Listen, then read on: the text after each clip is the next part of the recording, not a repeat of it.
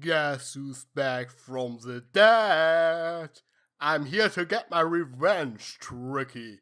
Come out and face me, you sorry excuse for a yokai.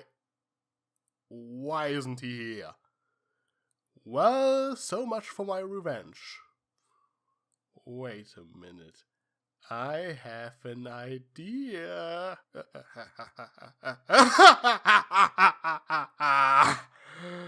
I'm frustrated.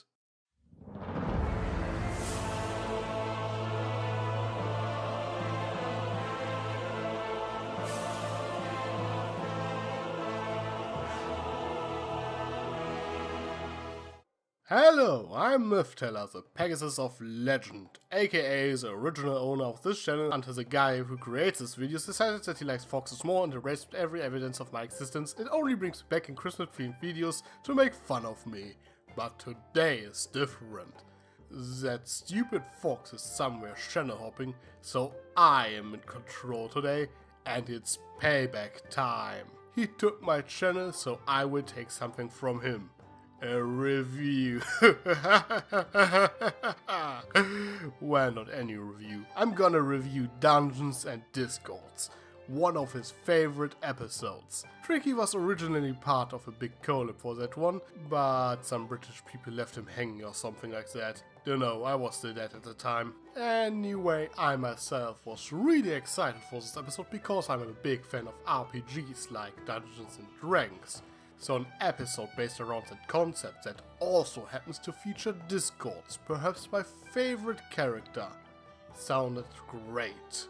And this episode surely didn't disappoint. It is just a lot of fun. Pretty much every joke works and Discord's portrayal is spot on. The one thing you might want to criticize is the fact that they barely play the game.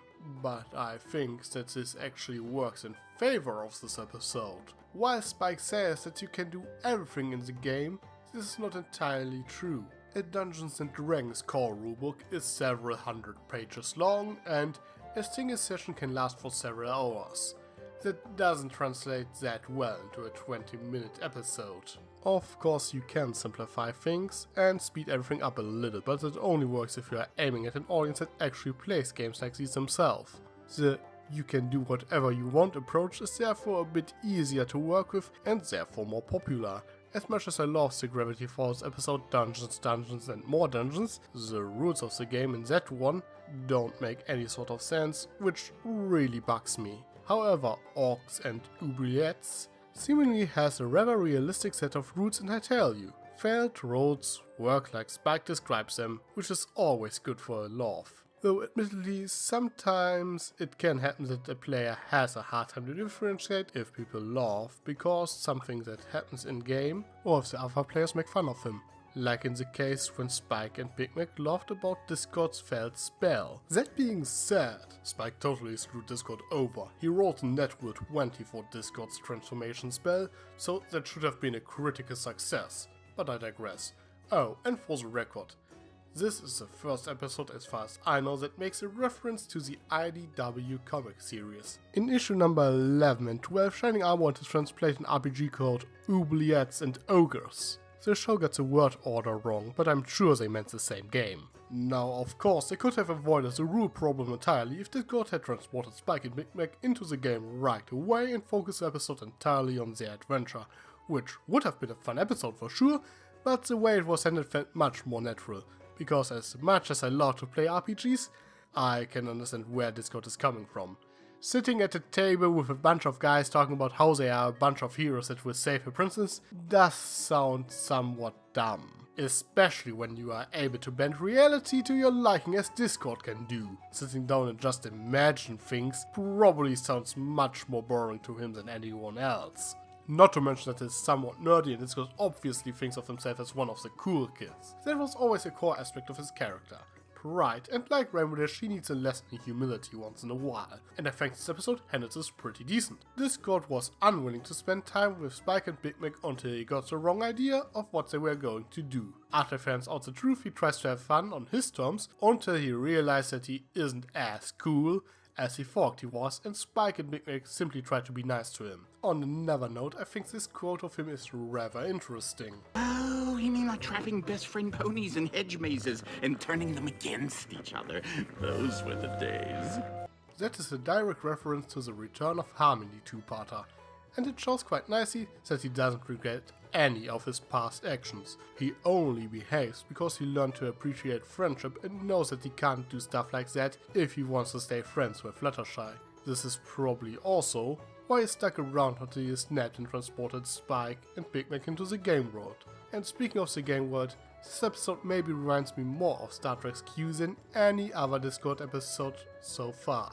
In particular the episodes Hide and Q, in which Q forced several members of the Enterprise crew into a deadly game, and Cupid, where he forced the crew to roleplay as Robin Hood and his merry men. For the record, if you like Discord, you should at least watch every Star Trek episode featuring Q. But back to the pony show. Spike was also pretty well written in this episode, somewhat childish and maybe a bit too obsessed with the game, yet still the voice of reason. Not to mention that a bit of wish fulfillment by role-playing as a respected wizard on a quest that saves a lovely Schmerity was quite cute and funny. Big Mac also seemingly tried to live his dreams in the game by role-playing as a unicorn, something he literally dreamed of in Do Princesses Dream of Magic Sheep. He seemingly really has a secret desire to be a unicorn. I also really liked that this episode expands on Big Mac and Spike's friendship that was only alluded to in the Cutie map. This is the first time we actually see them to spend some time together as friends. Anyway, I better wrap things up before that fox comes back. Dungeons and Discord is a great episode. The comedy is top notch and it offers some great character moments for Discord. It is also rather refreshing to see Discord interacting with someone else than Fluttershy and the rest of the main six. Not to mention that we not only got an episode focused on secondary characters, but one with a completely male cast in this cartoon for little girls. But what about you? Did you like this episode? Anything that bothered you? Do you want to see more of this awesome Pegasus in front of you? Let me and that fox know in the comments. I am Mythteller, and we shall meet again. Sly as a fox, you got me under your spell. But you know I'll never tell that I know you know so well. Sometimes you can be too smart for your own good, and you just outfoxed yourself the way I knew you would.